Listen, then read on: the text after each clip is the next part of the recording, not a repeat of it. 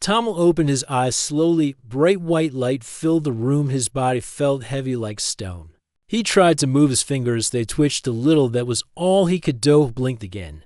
Everything around him looked strange. Smooth silver walls. Soft hum of machines. No smell of earth. No sound of birds. No window showing the sky. He wanted to speak, but his voice came out as a whisper. Where a soft sound came from the door. It slid open with a quiet whoosh. A tall figure stepped in. It was not human being. Had for gentle eyes. Its skin was calm blue. Its long arms moved smoothly. It wore a simple robe. No weapons, no fear. It stepped closer. Its voice was soft but clear. You are safe. Please do not try to move. You have been asleep for a long time. Tommel stared at the being. His throat was dry. He tried again. How long? The being paused. Its voice became gentle, careful. Human, you have been in a coma for over 20 years. Tommel's heart skipped a beat. 20 years. His hands trembled. He did not know what to say. The being continued. My name is Velen. I am your assigned caretaker and medical supervisor. You are on a station called Salvora Prime. You were found near a damaged shuttle. We rescued you from a dead zone near a wormhole. Tommel tried to sit up, but pain shot through his back and legs. He gasped and fell back. Velen rushed forward. Please do not force yourself. Your body needs time. Your muscles are weak. From deep stasis, Tommel's head spun. His memories were scattered bits, and pieces floated in his mind. A mission, a team, a ship called Hope Seeker, a wormhole test. Then nothing. Looked at Velen. Did anyone else survive? Evelyn's eyes blinked slowly. We only found you. Your ship was nearly destroyed. We believe it was pulled into an unstable wormhole. Letimel's breath was shallow. The faces of his crew appeared in his thoughts. They were gone. 20 years gone like smoke. Evelyn walked to a panel. It pressed a few glowing symbols. A soft liquid began to flow through a tube connected to Tommel's arm. This will help you recover. It will make your body stronger. Slowly, Tommel closed his eyes. He was not ready for this. His world had changed. His planet might be gone. His people might not even remember his name, but he was alive. He was breathing. That had to mean something. Velen sat beside him. There is much you need to know, but not today. Today your task is to rest and heal. I will return soon with information and food suitable for humans. You are not alone. Tommel nodded. A single tear rolled down his cheek. He did not wipe it away. He was too tired. Velen stood and left the room. The door closed silently. Tommel stared at the ceiling. So clean, so quiet. He tried to count his breaths, tried to hold on to something familiar, but all he had now was the truth. He had slept through 20 years, and the galaxy had moved on without him. Still, he was human, and humans did not give up easily. Days passed slowly for Tommel. He was still too weak to walk. His body was stiff. Muscles refused to obey him. But every day he pushed himself with help from machines and Velen. He could now move his arms. With less pain, he could sit for a few minutes without shaking. Velen never left him alone for too long. The alien came every morning with food, simple liquid meals that gave energy, and updates on his recovery. Tommel asked questions when he could, and Velen always answered. He learned that Salvora Prime was not a hospital. It was a giant research station floating near the center of neutral space. A place where many alien species came to share knowledge. A place where war was not allowed. A place of peace. Velen was not just a caretaker. He was a senior scientist, a specialist in biological recovery and interspecies healing. Gone evening. Velen brought a small floating screen. He placed it in front of Tommel. This is a memory table. It will help you remember who you were and show you what has changed. Tommel reached out slowly. His fingers touched the edge of the screen. It glowed, and then it began to play images of Earth, photos of the Hope Seeker mission, videos of his crew laughing during training. Then darkness, a sharp flash, and stitch. Video stopped. The screen faded. Tommel stared in silence. I remember now. We were testing a new jump engine. It was unstable. We should not have gone that far. Velen nodded. You were the pilot. Your decisions saved part of the ship, but the energy surge was too strong. You passed out. Your ship drifted for months. We found you by chance. During a deep scan, Tommel looked down at his hands, thin and pale. They used to be strong. Now they barely moved. Velen placed one hand gently on his shoulder. You are stronger than you think. Your body is weak, but your mind is sharp, and your spirit is still burning. Tommel smiled faintly. That was the first time he had smiled in many days. Later that week, Velen helped him to a hover chair. Today you will see the station, not just your room. They moved through wide, clean hallways, walls filled with light panels. Strange shapes moved around them, aliens of many forms, some tall, some short, some with wings. Some with metal parts. Many stared at Tommel, some nodded, others kept moving, but no one seemed afraid, no one seemed angry. They entered a large chamber, a viewing deck. Through the glass, Tommel saw stars, millions of them, and in the distance, a swirling planet with rings of gold dust. It was not Earth, but it was beautiful. This is what we see every day, Velen said. This is your new sky. Tommel stared at the stars. They looked close, but he felt far from everything. He turned to Velen. Has anyone heard from Earth? Is my home still out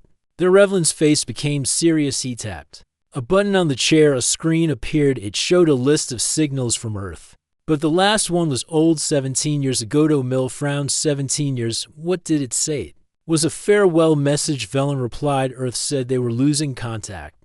Their orbit network was failing. Then silence. Tommel's hands clenched. Earth had not died, but something had gone wrong, and no one had tried to help. Did no one go to check? He asked. Why did no one care? Velen looked at him with calm eyes. Humans were new to the stars. Not many knew your people well. Some believed your planet had turned inward. Others believed you chose silence, and the galaxy moved on. Tommel shook his head. That was not right. Humans did not just stop. Something happened. Something. Sirius looked out at the stars again. I need to go back. I need to find Earth. And I need to tell them I'm still alive. Velen nodded slowly. I thought you would say that.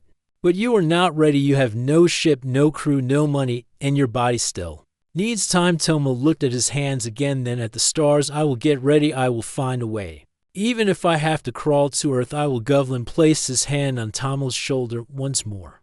Then let us begin.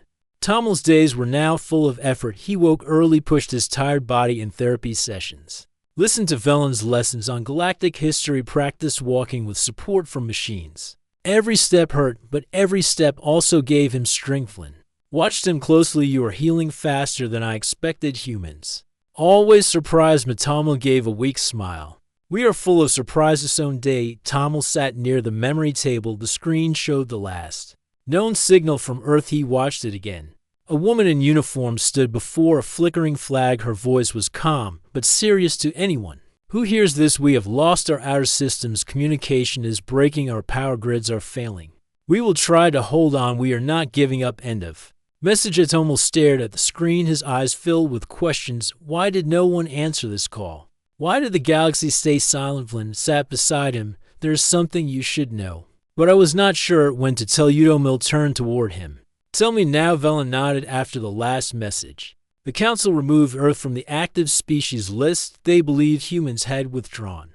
Some said your people went into hiding. Others said your world had fallen to war, but no proof ever came. The galaxy lost interest. Too many other problems. Too many. Louder voice. Tommel's hands tightened. Earth was forgotten. Like it never mattered. Velen tapped the screen again. A map of the galaxy appeared. Colored lines showed major trade routes, safe zones, war zones, and dead zones. This is where we found you. Velen pointed at a red area close to a collapsed wormhole. Tommel studied the map. What is this place so called? The Silence Belt. Ships vanish. Their signals do not pass through. It is a mystery. Tommel remembered his mission. The Hope Seeker was sent to study a wormhole near that region. Maybe the surge came from inside. Maybe Earth's blackout was not a system failure. Maybe it was something else. They need to reach that zone again. Tommel said, if the answer is there, I will find it. Velen looked uncertain. That area is dangerous. No patrols, no stations. Even smugglers avoid ED. Do not care. Tommel replied. That place stole 20 years from me. It may have taken Earth. Velen stayed silent for a moment, then spoke. There is one who might help. Not a friend, but not an enemy either. He is a salvager. He travels near the belt. What is his name? Bryn. He is loud, greedy, but he knows old tech, and he respects courage. Tommel nodded. Then take me to him. Velen hesitated. Bryn does not come here. He trades in the lower docks where laws are loose. It is not safe for humans. Tommel sat up straighter. I'm not afraid. Later that night, Velen took Tommel through hidden halls. They entered a dark section of the station. Metal walls with rust, the smell of oil, and smoke. Creatures whispered in shadows. Eyes watched them from corners. They reached a small bar. No music, only low voices and the sound of tools in the back. A thick alien with armor plates sat near a broken drone. His face was rough. One eye glowed red. He drank from a metal cup. Velen stepped forward. Brink. The alien turned. Velen, you still owe me parts from last year. I bring something more valuable, Velen pointed at Tommel, a human from Earth, the last one. Bren stood. His large feet thudded on the floor. He walked to Tommel, studied him, sniffed once. You smell like old machines. Are you real? Tommel met his eyes. Real enough. I want to hire you. Bren laughed. What does a human have to offer me? Stories, old coins. Tommel reached into his coat, pulled out a small cube. It held data from his ship, navigation files from the wormhole region. This is lost star data. You cannot find this on any network. I will trade it for passage to the silence belt. Bren took the cube, scanned it. His eyes widened. You flew through this. He survived it. Bren sat down. You are either brave or broken. Maybe both. Fine, I will take you. But if you die, I'm not turning back. Agreevel looked at Tommel. You Sir Emil nodded. I need answers. I cannot find them from a chair. Velen placed something in Tommel's hand, a small round disc. What is this? A tracker. So I can find you if things go wrong. Tommel smiled. Thank you. Velen turned to leave. But pause, you are not alone. Remember, Thadamil watched him go, then looked at Bren. When do we leave now? The stars do not white us. The ship engines hummed to life. Tommel sat by the window. He looked out at the stars and whispered to himself, I am coming home no matter what I find. Bren's ship was small but fast. It was built for speed and survival. No extra comfort, no soft chairs or smooth walls, just metal wires, tools hanging from hooks. Tommel sat near a small window, watching stars pass by. He had dreamed of returning to space, but this journey was not a dream. It was a mission, a search for the truth. Bren sat in the pilot's seat, chewing something that smelled like iron. He did not talk much, only gave short answers. When asked how long, until we reached the edge of the belt. Tommel asked. 3 hours. If no one chases, US would chase us. Bren shrugged. Pirate scanner station patrol. People who want what I carry, people who fear what you. Redmill looked down. He did not feel dangerous. He felt tired, but he knew his presence stirred interest. Not many had seen a human, even fewer had seen one wake after 20 years. The ship moved through a quiet sector, then lights blinked red. Bren hit a few buttons.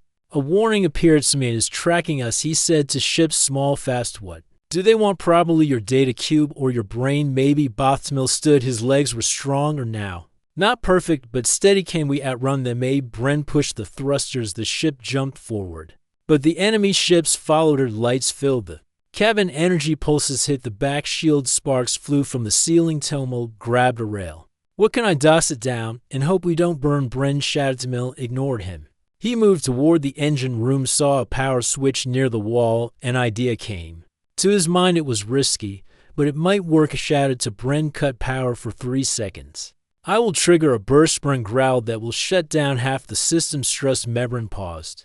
Then did. His ship went dark for 3 seconds. Tommel pulled the switch. A blast of raw energy shot from the back. The two chasing ships spun out. One hit an asteroid, the other lost power. Bren brought the ship back online, looked at Tommel with wide eyes. You are full of surprise. Tommel sat down. I had a few years to think. They left the danger zone, entered the edge of the silence belt. It was quiet. No signals, no light, just drifting rocks and broken pieces of old machines. This place gives me chills, Bren said. Even sound feels empty. Emil looked at the scanner. No signals, no stations, just a wide empty space. Then something blinked on the screen, a soft pulse, weak but steady. What is that? Bren zoomed in. It's a signal, old code, human pattern flow. It moved toward the source. A cluster of asteroids came into view. One was not a rock, it was metal, a hidden base. Half of it was broken, but the rest still worked. Lights blinked on its edge.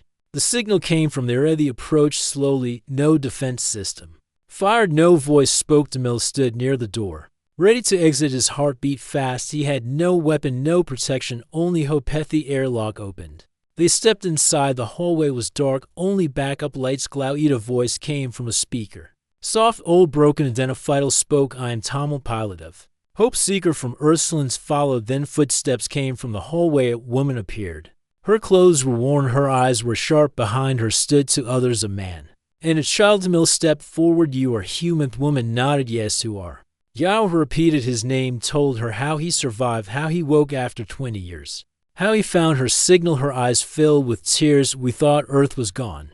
We thought we were the last. How many are here? 37, all born after the fall except me and 2 others. What happened to Earth? We lost the sky. Something burned our orbit system. No ships, no power, no way to call for help, only silence. Tomo felt his knees weaken. He sat down. The truth was worse than he feared. Had built this base from parts. The woman continued, we waited, kept sending signals, hoping someone would hear. He heard, Tomo said. And now others will too. Survivors led them inside, gave them food, shared stories, told how they survived, how they taught children about stars even.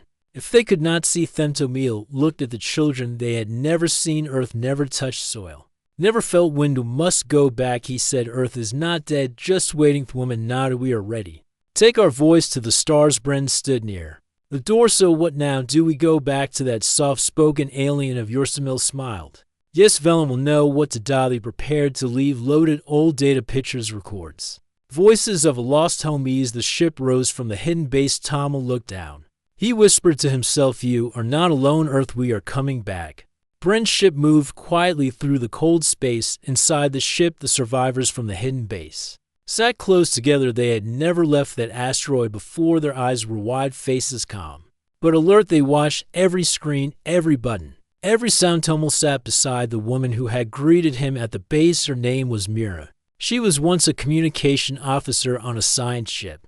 Now she was a leader to those left behind. Tomo showed her the map of the galaxy. He explained them. Stations, the alliances, the dangers, and the silence that followed Earth's last signal. Mira listened without interrupting. When he finished, she looked down for a moment. He always believed someone would return. Even when the signal stopped, even when food was low, even when the power failed. I told the others to wait. You were right, Tomo said. And now it is time to make the galaxy listen. Children on the ship were curious. They walked around asking questions. One boy touched the window and whispered, so many stars, I never knew they were real. Ultimil stood beside him. Each one is a sun. Each one could have a world, and now you will get to see them back in the pilot seat. Bren watched the radar. No ships nearby, no alerts, just a quiet journey back to Selvora. Prime spoke without turning. You know, the council may not care about your story. They ignored Earth. Before they may do it again. Emil stepped forward. This time they will hear from more than just me. This time they will see the truth. Bren looked at him. And if they laugh or turn you away, then I will keep speaking until someone listens. A few hours later, the ship reached the edge of neutral space. Selvora Prime appeared ahead. A glowing ring around a calm planet. Ships flew round it. Lights blinked across its surface. Evelyn's voice came through the comm. You are returning. And with guests, Emil smiled. I told you I would find answers. Permission granted. Dock at base Avina as the ship landed.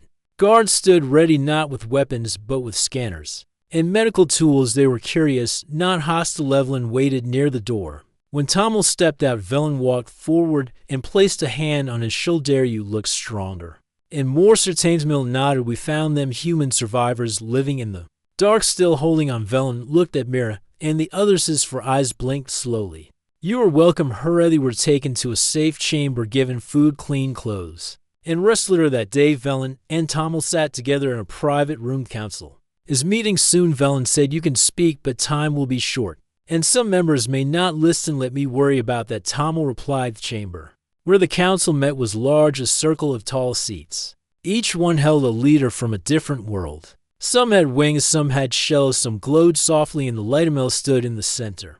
He wore simple clothes, not a suit, not armor, just the truffle, and stood beside him.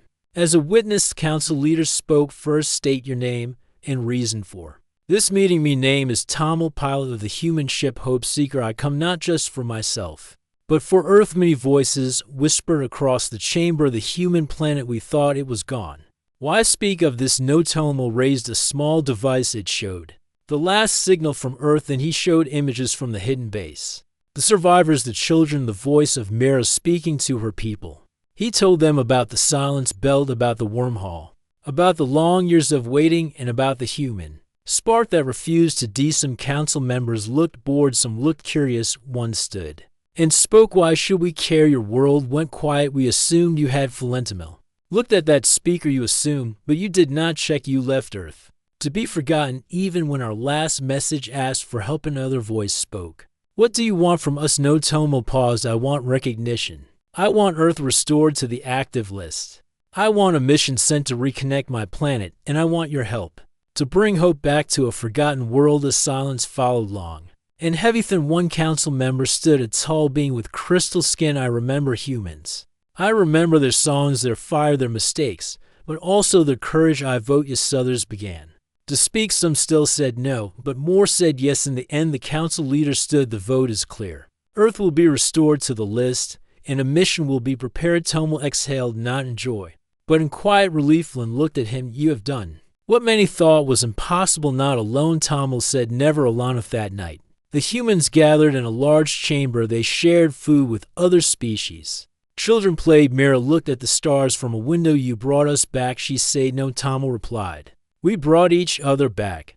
The next morning was quiet. The halls of Selvora Prime glowed with soft light. Tomo stood alone. Near the viewing deck, he stared at the stars with steady eyes. He had spoken to the council. He had shown them the truth, but he knew that words were not enough. Now came the harder part. Action. Velen walked up behind him. He held a data pad in one hand. You made history yesterday. Earth is back on the list, and support ships are being prepared. Tomo did not smile. He still felt the weight of the journey. I need more than support. I need trust. I need help rebuilding a broken world. Velen nodded.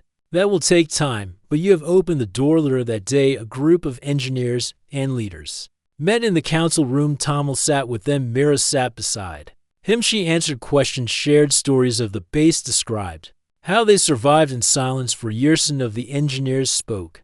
The orbit systems on Earth are damaged, but not beyond repair. If we send the right tools, we can restore communication in our said. If the atmosphere is stable, we can land supply ships, deliver medicine and food. Velen looked at the group. And the people, can they lead? Can they rebuild? Myra answered with a strong voice. We do not want the galaxy to rebuild Earth for us. We only ask for a path. We will walk it ourselves. Your words touched many, even those who had doubted before. Tomo stood. He looked around the room. I want to return to Earth, not just with machines, but with memory, with proof that we are not forgo. Tenoni, scientist, offered a small box. This holds a beacon. Once placed on Earth, it will connect to the galactic network. A light will appear beside Earth's name. Gainesmill took the box in both hands. He held it like something sacred. The council leader entered the room. She looked around. The vote is passed. A fleet will be formed. 3 supply ships, 2 scout vessels, and 1 human-led mission. Tomo stepped forward. I accept.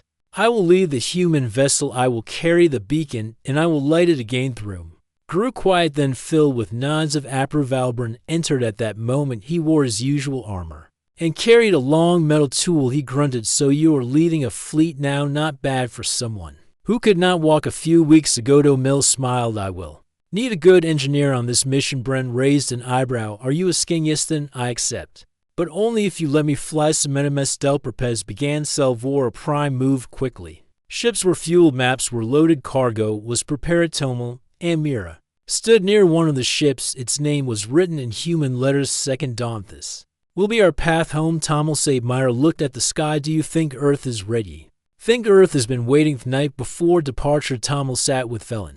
One last time they shared tea made from alien plants. No words for a while, just peaceful. And finally spoke. I have known many species, seen many leaders, but few carry fire like you. Mill looked down. I was just trying to survive, and now you are helping others do the same. Velen placed a small disc on the table. This is a copy of your full record.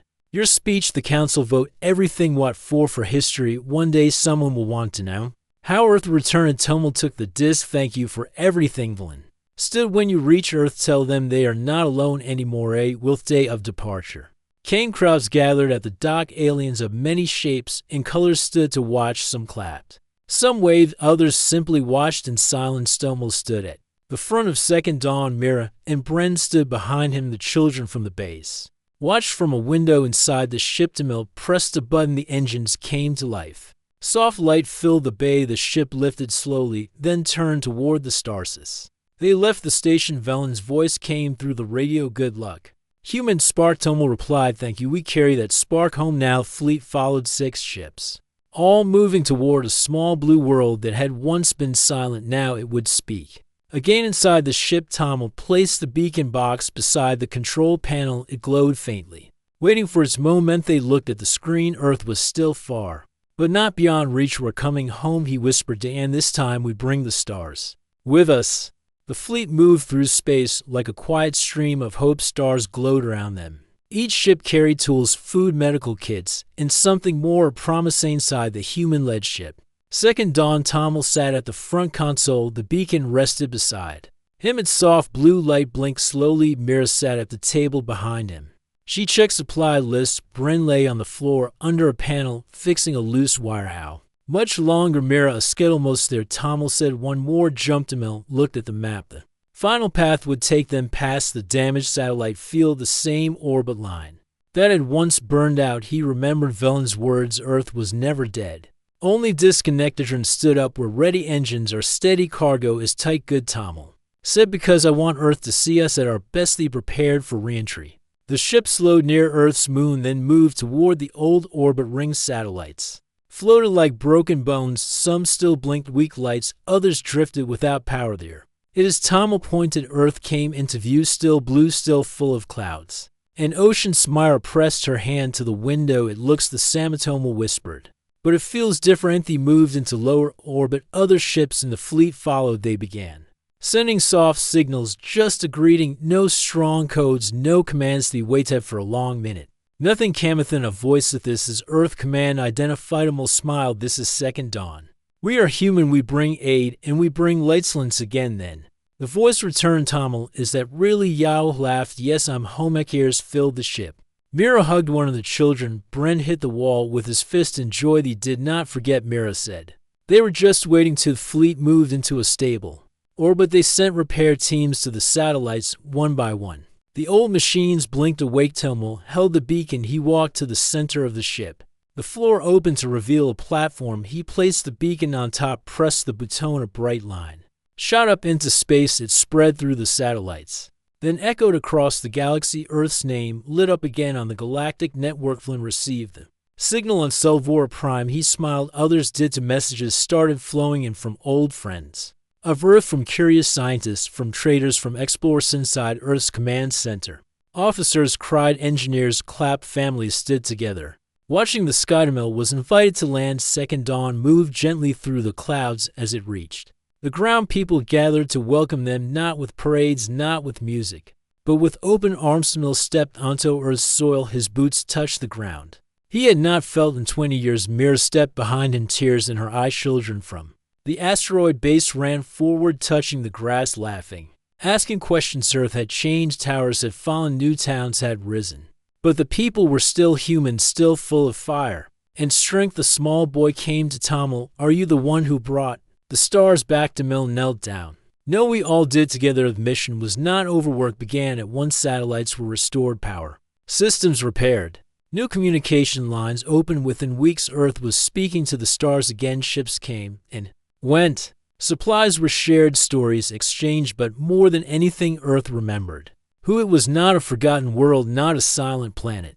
but part of a greater family. Tommel stood one evening on a small hill. The sky above him was full of moving lights, ships crossing paths, satellites blinking. A living Skyvlin's voice came through a small device. Earth shines again. Tommel replied, and this time we will not go silent. Mira walked up the hill. She handed him a small flag, not a flag of one country, but a new one with stars in a circle and a blue flame in the center. What is this? He skied a symbol, she said, for the spark that never died. Tommel held the flag high. The wind caught it. It waved above the green field far above. On Selvora Prime, a new star was added to the great map. Earth restored. Remember, Dan, from that moment, whenever someone looked at that star, they would know the story of one human who woke alone, of a voice that refused to fade, of a journey through silence, and of a light that returned. The galaxy would never forget again.